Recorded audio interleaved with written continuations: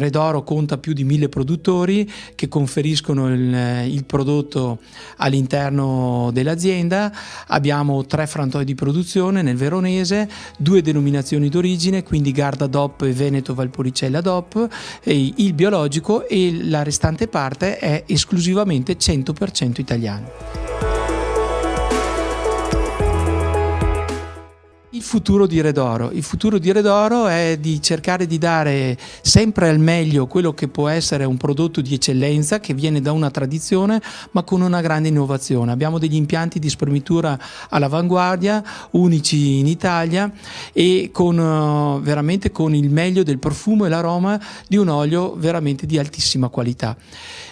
Abbiamo fatto partire anche dei punti di degustazione del prodotto Redoro, quindi la bruschetteria nel cuore dei portoni della Bra, per far sì che anche il turista o chi viene a Verona possa degustare il prodotto di eccellenza di Verona.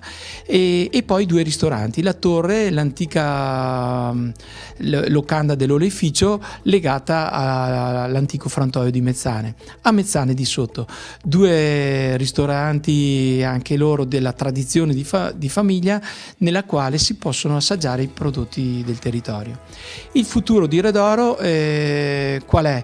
È sicuramente il 50% nell'esportazione e il 50% rivolto ai grandi consumatori che vogliono un prodotto di altissima qualità da poter utilizzare sui tavoli veronesi. L'estero per noi è importantissimo, quindi il Nord America, il Nord Europa e il Giappone sono i nostri mercati di riferimento. Abbiamo un po' di timore, un po' per la Brexit che ci toglie una parte importante del nostro export.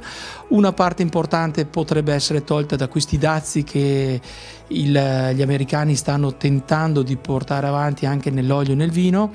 Hanno già fatto dei danni sul parmigiano reggiano, che è un'eccellenza per noi importante. Speriamo e auspichiamo che non ci sia per l'olio e il vino, perché sarebbe un danno non tanto all'Italia ma anche alla loro salute, perché noi esportiamo un bene prezioso che fa bene alla salute.